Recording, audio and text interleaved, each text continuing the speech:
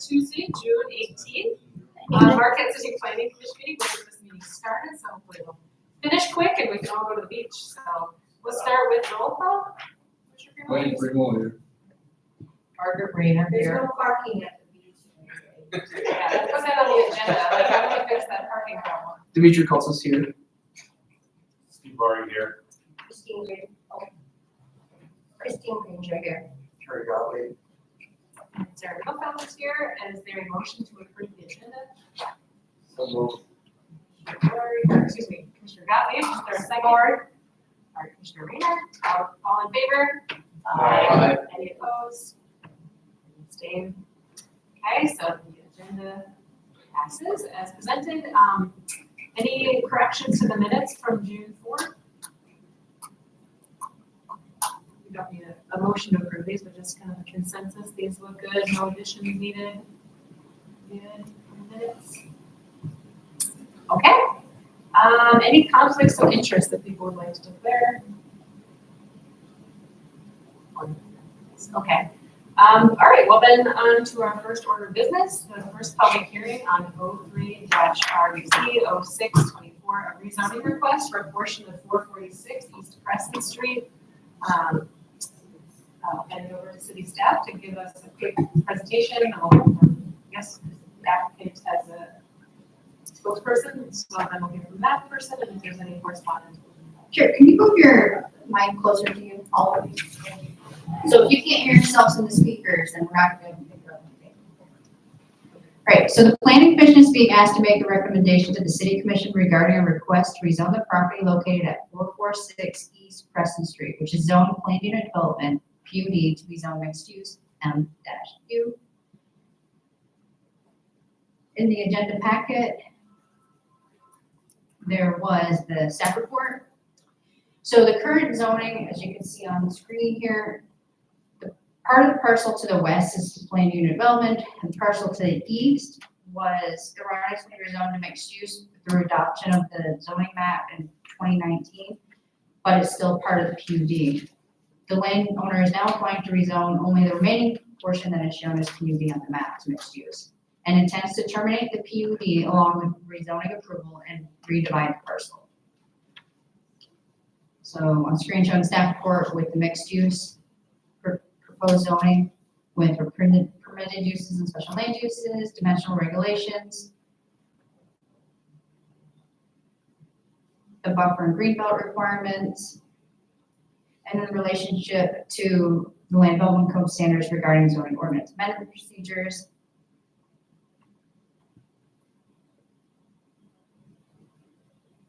And then the attachments, the applicant's application,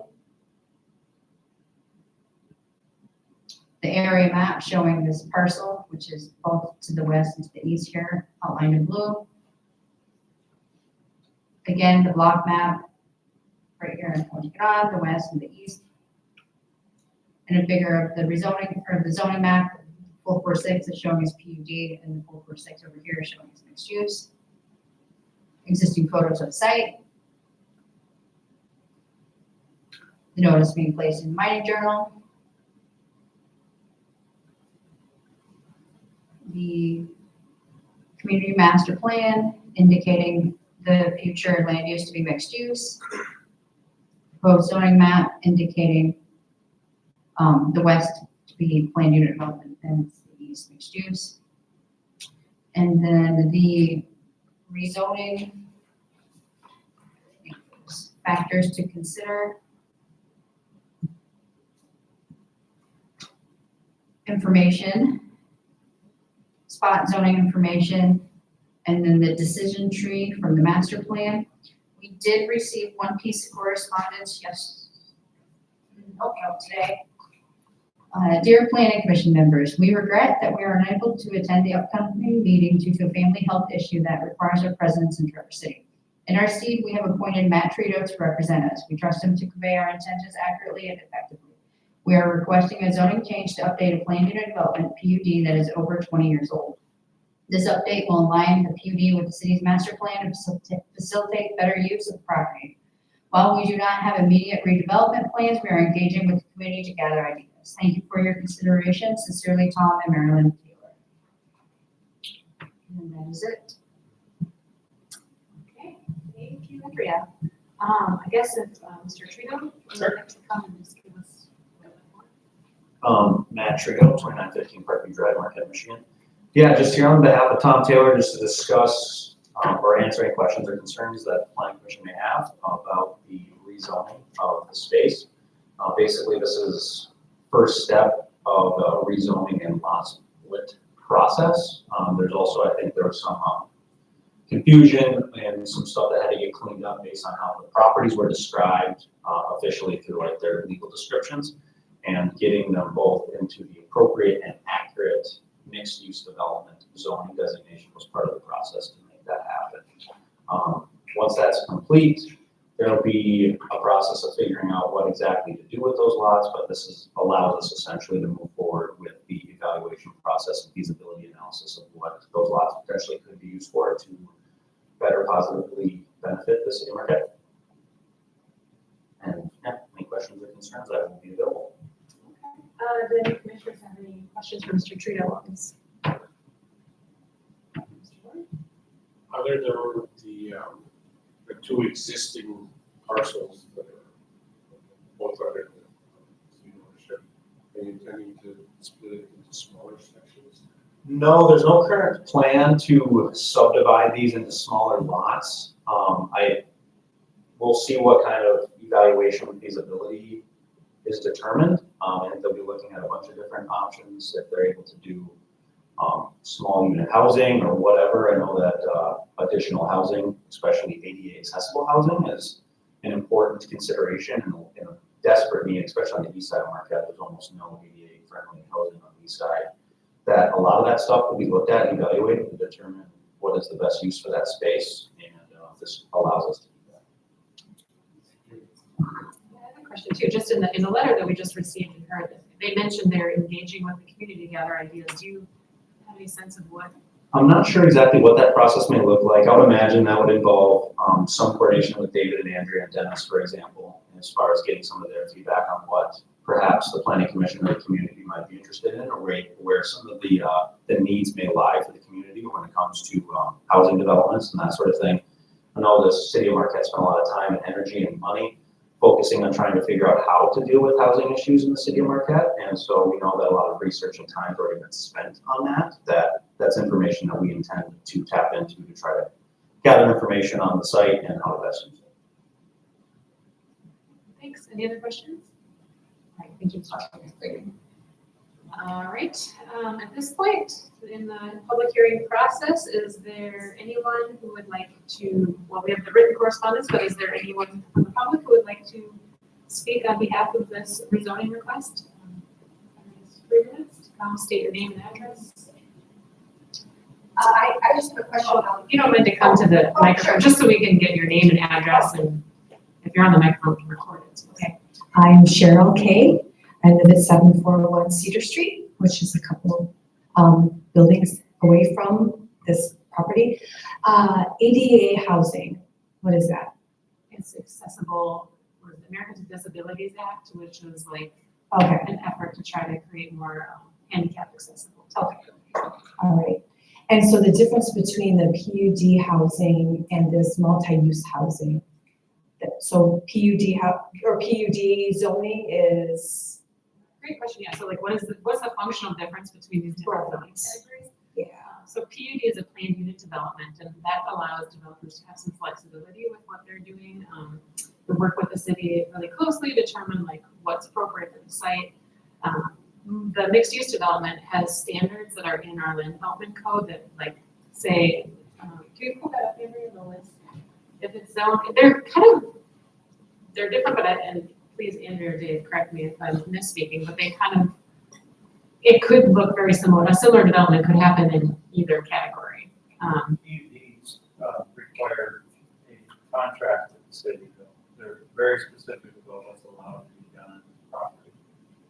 And there's an agreement that the city signs off on if they agree to the PUD proposal.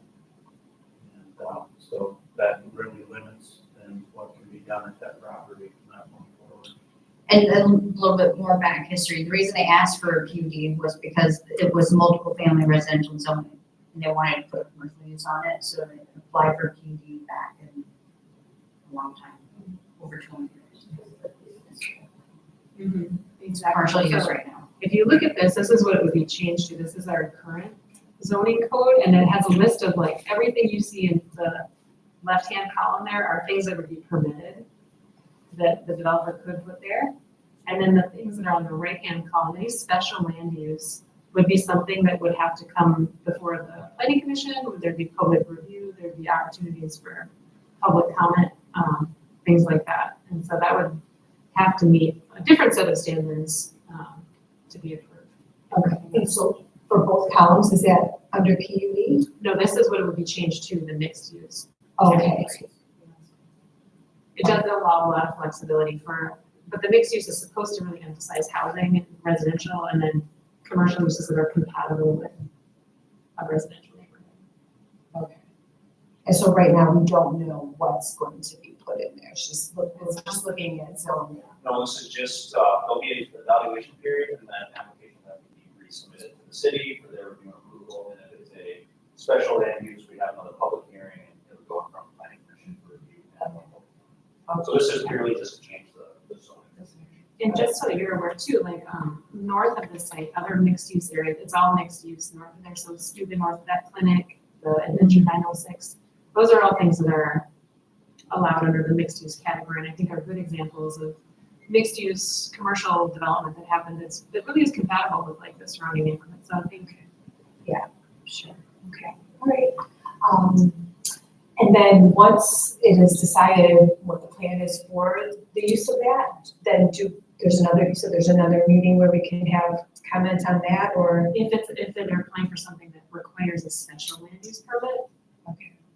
Otherwise, things like single family dwellings, those types of things would be permitted. There is no public. Okay, so if there was a bar plan or, I believe alcohol, anything that serves alcohol would be a special land use permit. okay. Oh, yeah, are there any height restrictions? Yeah, so I believe it's 44 feet is where we landed, right, Dave? 44 feet? Right. Okay. So, trying to think of what would be a 44-foot building was a quick example. Anybody?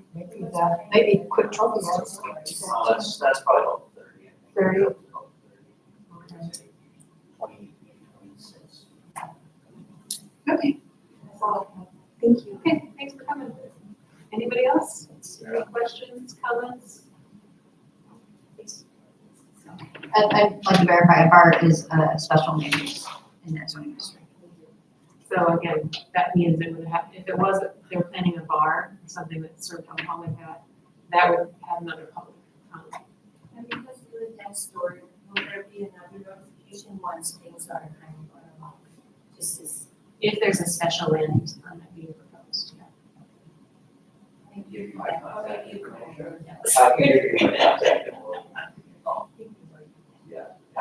We know you're dead.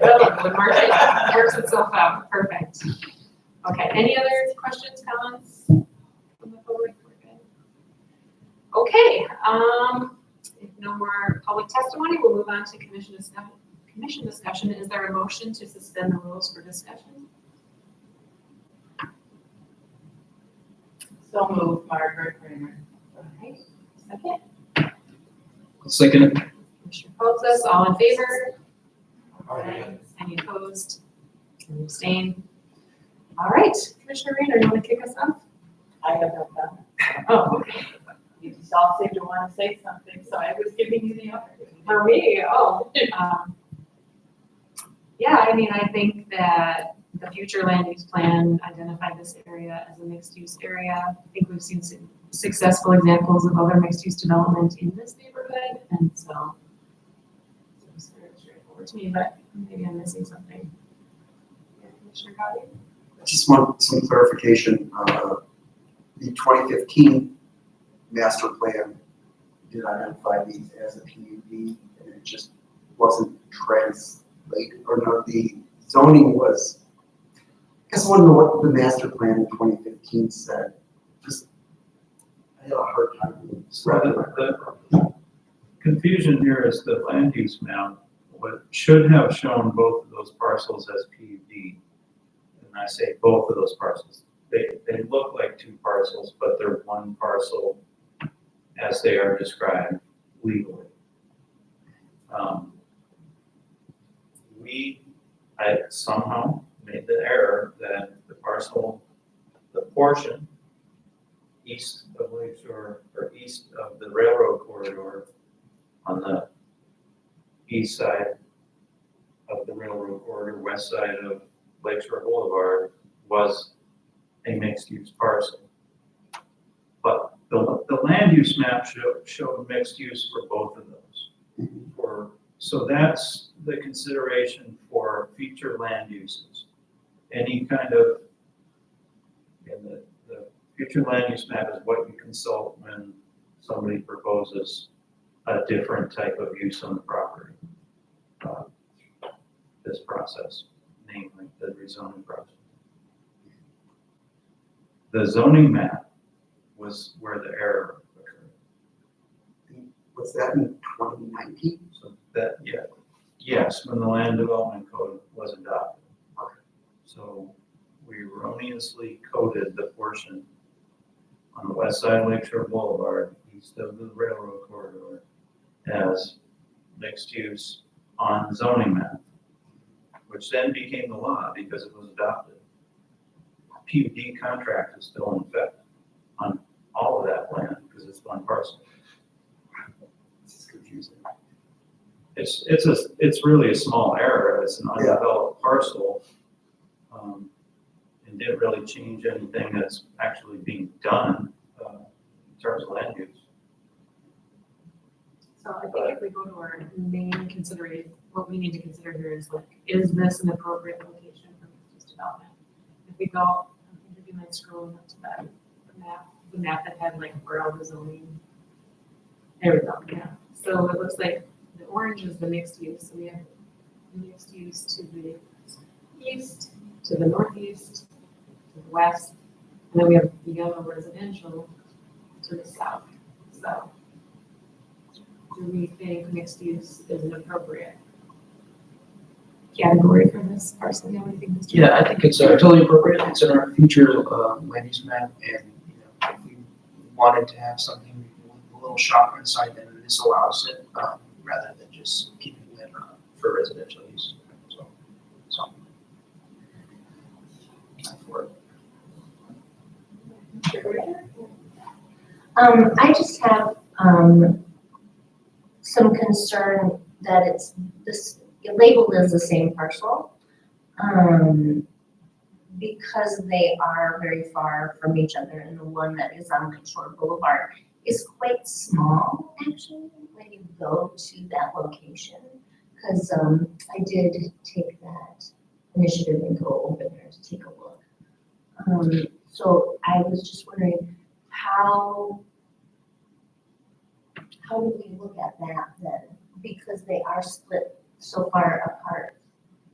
Yeah, one question I have like related to that. So Andrea, I believe in mixed use zones, there's a 0-foot setback from the front, right? So with the front on that parcel on Lakeshore Boulevard, is that all of Lakeshore Boulevard? At Crescent Street, the So same there's thing two with the front yards? portion of the parcel to the west, PUD, Crescent Street, and Cedar Street.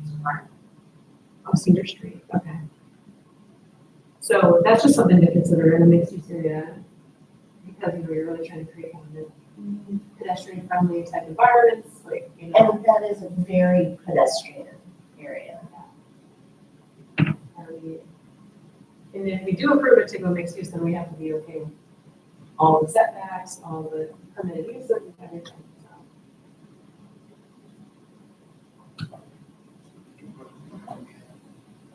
Yeah, do you want to, yeah, sure, yeah. Yeah, just to speak to like the proximity to Lakeshore Boulevard and the impact of like proximity to a building may have to the sidewalks. If you actually look at where the stakes are, those stakes are the edge of the right of way, they're pretty far in. So like it's actually kind of, that's a good, you can see how far that property line is set back off of Lakeshore Boulevard. So don't think that if there was a building that was developed that it would allow to be right up against that sidewalk. It's actually set, that right of way is pretty wide through there and it's pretty set, pretty far back from that sidewalk.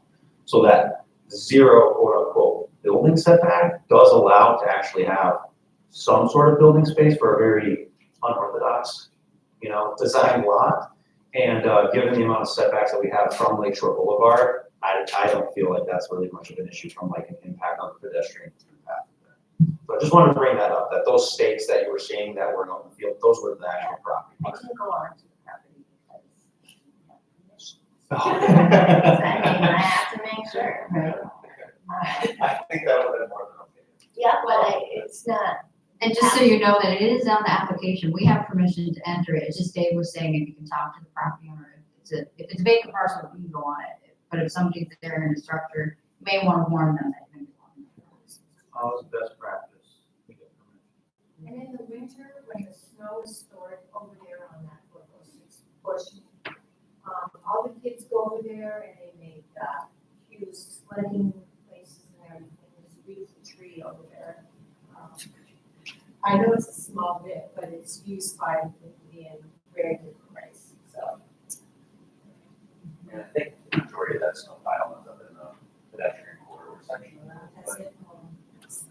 So it's still something on the watch. Yeah. Question for Mr. Trito.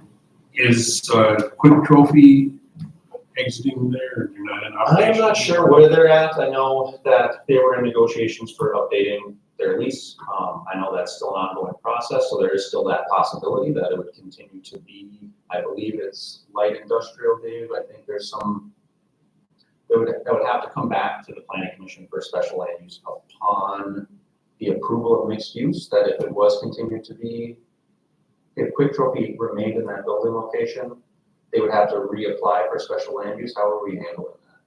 Not if the LDC amendments that we just put from the city commission. Gotcha. Okay. They would not have to. No, they meet the standard for the law. Right. The nature of that has changed from initially being a place that had, I think when Tom Taylor initially. I think when Taylor initially was approved, thank you, for the PUD, there were injection molding machines in that building, which, produced nasty off-gassing and are loud and don't really jive with a residential neighborhood. Now it's become where it's more or less assembling parts that are assembled with screwdrivers or screw guns and some 3D printing. So the impact has changed quite a bit over the years. And I think even before the injection molding, there was even more of an industrial process going on. And then a question for staff. Has there been any discussion at the city level about vacating or abandoning the railroad corridor in the future? No. Okay. Thank you. And I guess I would just like to point out that one of the reasons I think that mixed use and even the PUD was permitted here is that this was originally a kind of an industrial hub or node there with a consolidated fuel and lumber company, Sear Gas, and the Department of the Interior, Fish and Wildlife, all basically bordering this parcel or this intersection. And it was Fish and Wildlife that were in this building and using the lot between the railroad corridor and Lakeshore Boulevard as a parking lot for their fleet. So it has evolved into a uses much more compatible with residential neighborhood. And I'd just like to see it continue in that direction, but still offer opportunities for other employment there as well. Great. Any other thoughts or comments on this? Yeah, Commissioner Downey. And this is for staff. My understanding then is that the rezoning, putting it as mixed use for both sides, is compatible with the 2015 master plan, which we are currently still operating under. The other one hasn't been adopted yet. And want to make sure I'm thinking about this correctly. It is, it does meet the requirements for the land development code. Is that correct? I'd say that's a correct assessment that it would be compatible with it's definitely compatible with the land use map Then to approve the rezoning request in terms of PUD. The also on the master plan as presented now, the development of the east side of 446 into, even if it were not light industry, more in terms of retail, is compatible with what we were all discussing earlier. It might even be desirable to have some retail there, similar to what is going on Fred's Pack and Ship is. that's the nature of mixed use. I'm not saying it's good, I'm just saying that's what we are presenting. And then, sorry, I have to leave it to her to feel the time. Yeah, if you do have comments there, we can have time later, but right now it's condition discussion. Sorry. Is that how you did that? I am good. Any other thoughts, comments? Okay, would anyone like to make a motion? I got it written out, hopefully I'm going to say it right. After conducting a public hearing and review of the application and staff report for 03-REZ-06-24, the Planning Commission finds that proposed rezoning is consistent with the Community Master Plan and meets the requirements of the Land Development Code Section 54.1405, and hereby recommends that the City Commission approve 03-REZ-06-24 as presented with the following condition. The rezoning is approved when the PUD is terminated via proof of an affidavit that the termination of the PUD has been recorded in the property deed after the City Commission hearing, which I can send to you if you want that. Good, thanks. Is there a second? I'll second it. Lauren, a second, all in favor? Aye. Any opposed? Any abstain? All right, the motion passes. And let's see, we don't have, at this point, there is actually time in the agenda if there's any citizens who would like to address the commission on any agenda items. If anybody would like to address the commission on any agenda items at this point, you're welcome to come speak if you would like to address the commission. I'm so sorry, I wasn't listening. If you have something to say, this is a good time. So if you don't mind stating your name and your address and this. I'm Patty Gagnon, I live at 745, right next door to the property. And I was just saying that it's a very residential area. A store or something like that. It's truthfully not, I don't think it's a very good idea. And we do need more housing in Marquette, small housing. And anyway, I just wanted to say that you should go look at it. It's a residential area, so anyway. And everybody's at the beach now, and they're filling up the parking lot while they're down, and they're all there. So I hope to see everybody there in the next half an hour. And we do talk about that parking area. It's a major challenge too. So hopefully in the next few years we'll be able to address that. Thank you for your comment. Anybody else want to provide any comments? Good? Okay, thank you. No old business, new business, administrative site plan review update from Dave or Andrea.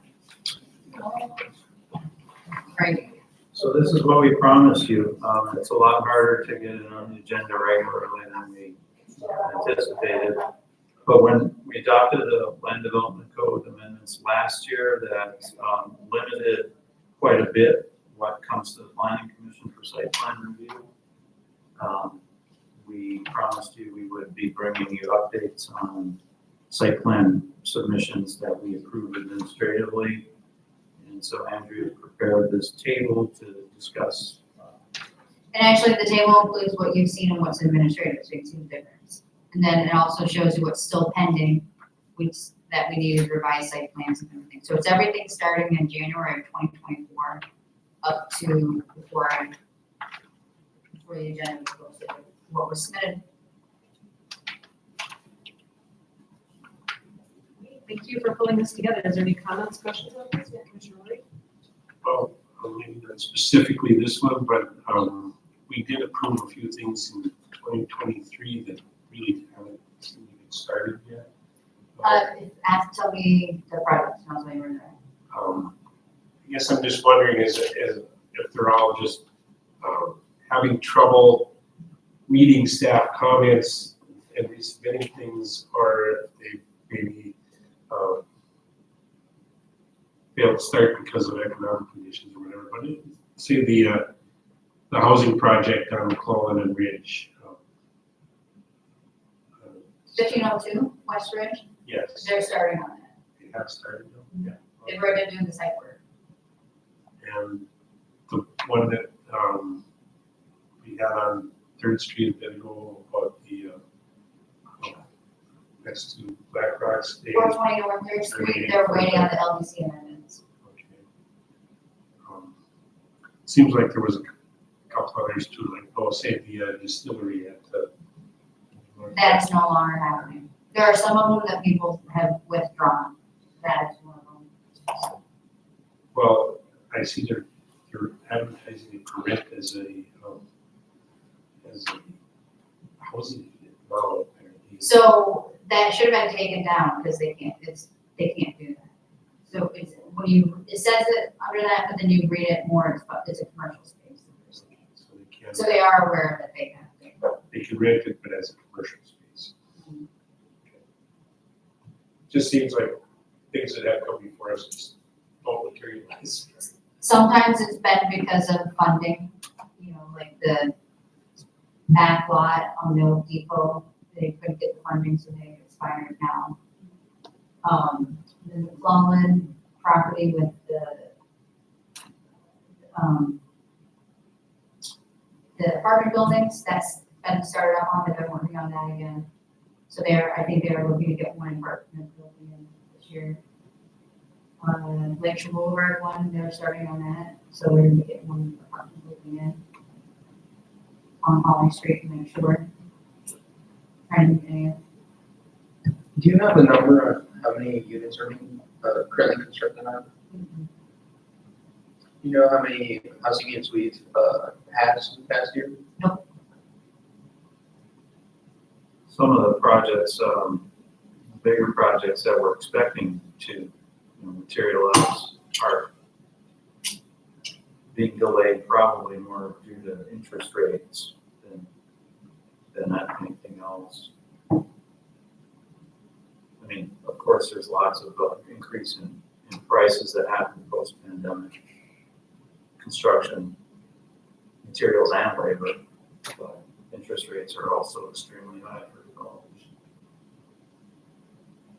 Very pulls and schedule. There's still a couple projects that are going to happen down at the 1 Marquette Place area, 2 Marquette. There's a 3 Marquette Place, and in addition to the 1 Marquette Place that they're still planning to do. They example of projects that have been delayed because of interest rate increases. Any other questions on this administrative site plan review? Thank you for pulling that information together. It is nice to see it all like that. Good stuff happening. Okay, next thing, there's no citizens left to talk about non-agenda items. Any additional correspondence reports? I don't think we have anything else. So our training, the Climate Adaptation Task Force. Where do you start? Oh, Dave, want to give us an update? Yeah, I thought I'd just get you all in the loop on this. You've probably all heard of the County Climate Adaptation Task Force, which is now more than 10 years running. But the task force really didn't have any real proactive things happening until this year, when we launched this Marquette 2049 project. So the idea was to bring people together from across the county to start raising awareness of what our future is going to possibly look like, whether we do things or don't do things. And it was determined by the steering committee, which I volunteered for, that a way to begin the process would be to help people with their questions about what, from an education standpoint, help each other learn more about things that we need to know more about before we can make good decisions. So the initial meeting was, there were over 100 people invited from across the county, from all the political or government jurisdictions, townships, cities, county, and lots of agencies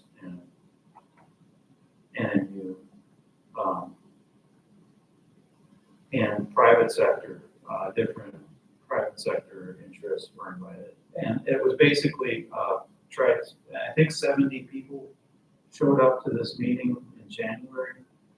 And the focus was, what are the things that you feel like you need to know the most about? And this was all conducted by Jess Thompson from NMU's Business School, who she's now an administrator. She's no longer a professor. She got appointed to a new position. I think it is like the sustainability czar.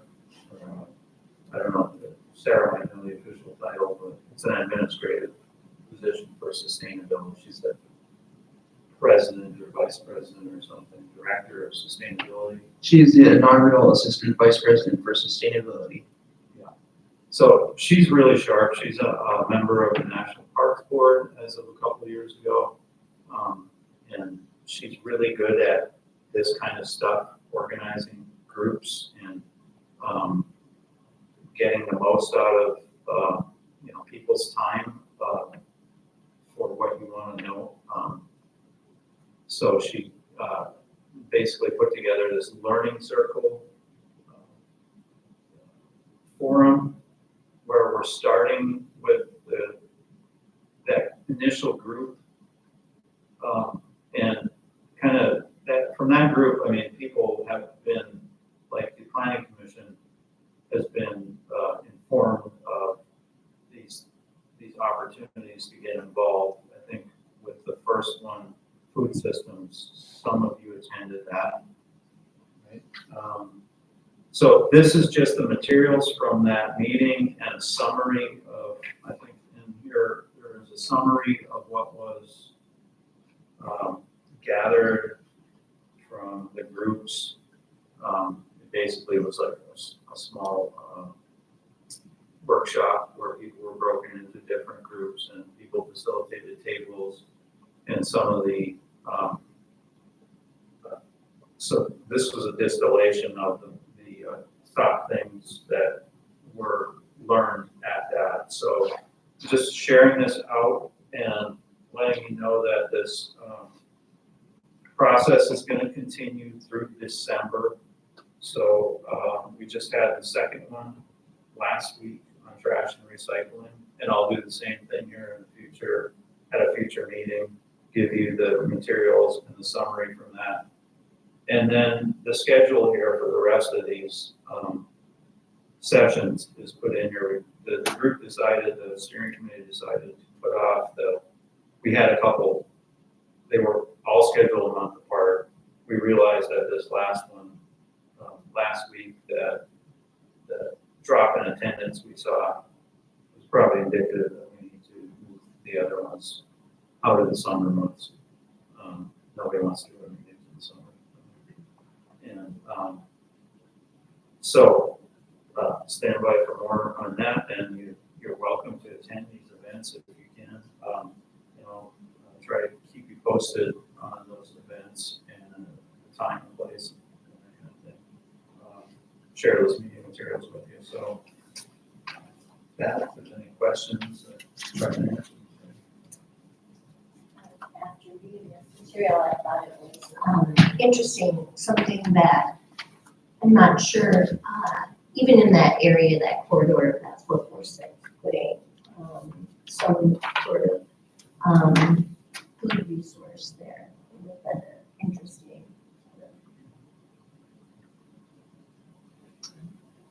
Small area could use, because it is an important corridor, it does have plants and grasses, so just as well as humans and animals. Corridor in the city, so I just thought it was, came at the appropriate time. Yep, I was reading through it and I would love to see more of this in the city of Marquette. This isn't related to this, but Steve and I had a conversation this afternoon about this case that we had.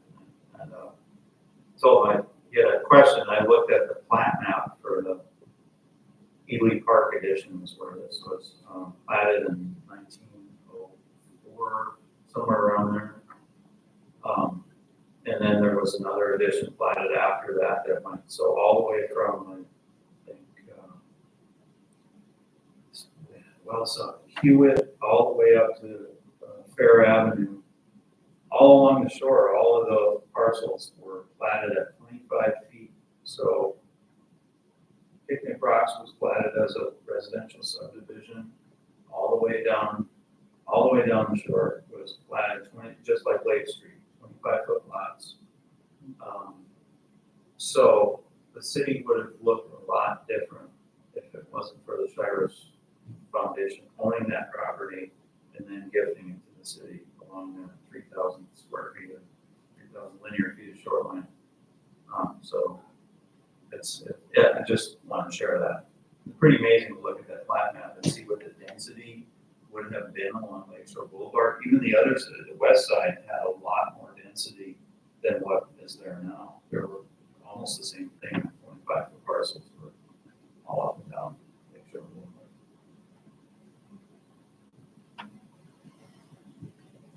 So on that, those 3 parcels right now, those were owned prior to that? That's how long they've owned those parcels? Is that what you're trying to do? If you look at the map, there's the 3 residential parcels in the. Yeah. So they have that. Well, they were platted, well over 120 years ago or so. And that triangular parcel is the original platted parcel. It's just like that when it's platted.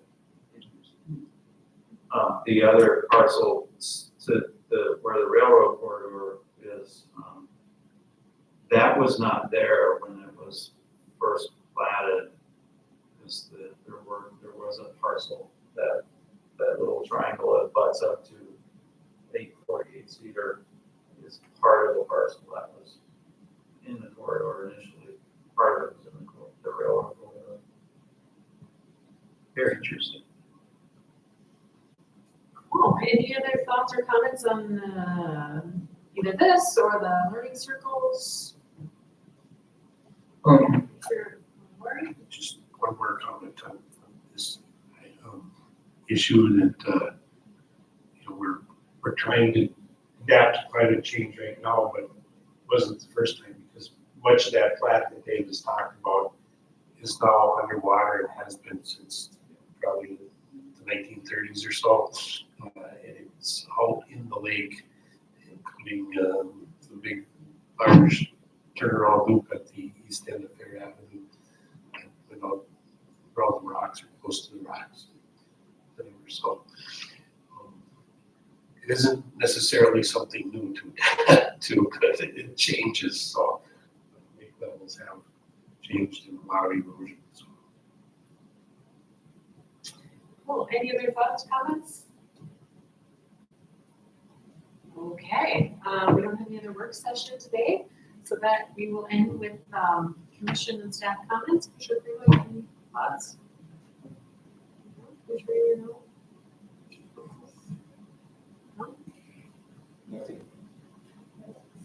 Just got one thing to say. When I make a motion, I realize I may not agree with what the the motion might bring about, such as Yeah. A restaurant. That's not my job.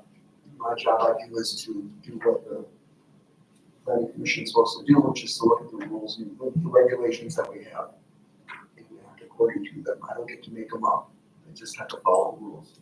So I'm sorry I upset that woman, but just following the rules.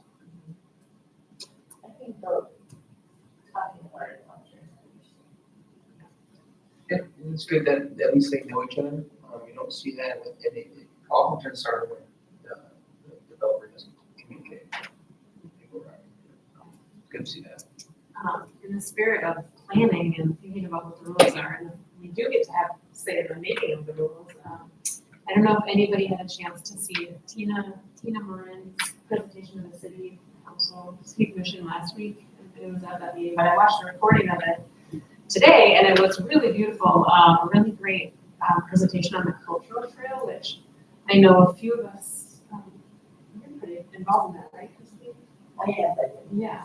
And it's just, I think she was making the point that art and culture should be more involved in our city plans, both in terms of land use and planning and, creating the physical cultural trail, but also the social infrastructure of bringing all these different entities, Parks and Rec, Planning Commission, Maritime Museum, the Center for Native American Studies and Northern, and all these different kind of groups, like really trying to build this community around cultural trail. So I think that's one thing, I don't know, in our master plan, sometimes there's hints of the value of our creative community, but I think one thing that I would like to see us going forward as a planning commission is to continue to think about how can we integrate arts and culture, our creative community in thinking about the future of land use planning, which I do think is our purview, not just I think our most immediate thing is just like you were saying, Commissioner Gottlieb,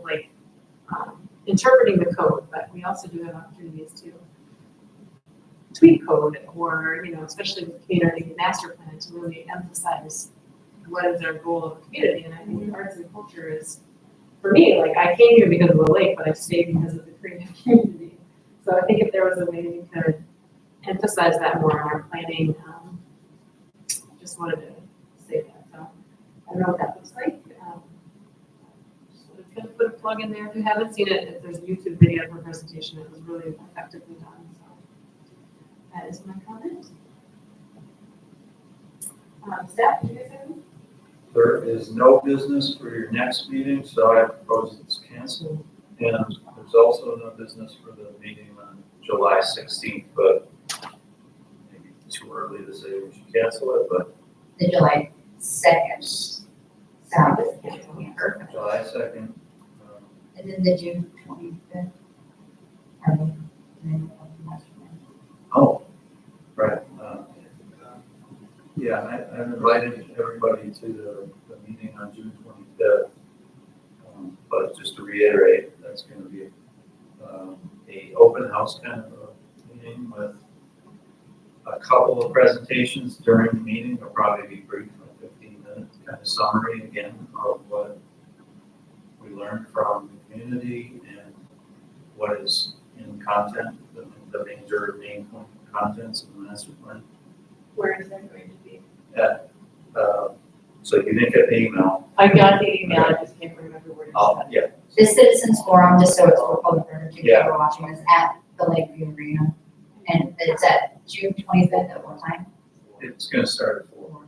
Do you have any presentations? 4 and probably 6. Repeat the same presentation. So it's not 8 to 11:30 p.m. I got, mine says 8 to 11:30 p.m. Great. So I was actually a little questioning, but Yeah, thanks for letting me know that. Instead of 4. 4, yeah. I'll be keeping across the sports 7:30. For all I know, I sent some word in one You thing. you sent it, and I was waiting to hear whether my husband was flying out that day. Yeah. So that got changed at 4 o'clock this afternoon, so. I Yeah, would we're planning on probably shred, the but- public being there from 4 to 7:30. Okay. Okay, so if you can make it, that would be great. Do we need to let you know RSVP? No.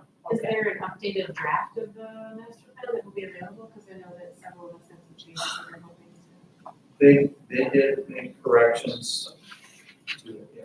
Okay, so is that gonna be available before that meeting? Yeah, it's available, it's on the website now. It's the one, if you go to the city's webpage, homepage and click on it. And that has all the changes like, Well, okay, let's explain something. That when Steve said they didn't make all of his changes, that's correct, like what he submitted, but they had made most of the change, they made most of the, like anything that's factually incorrect. And then there were some things that he suggested they changed, and there's some things that he suggested they changed that they didn't change. So it's not like, they're not saying the planning commission is gonna be the final say in all of this. So, you know, some things were changed that were arbitrary kind of things, but not everything. We only recommend the Yeah. final product is Yeah. council. And Steve was aware of that.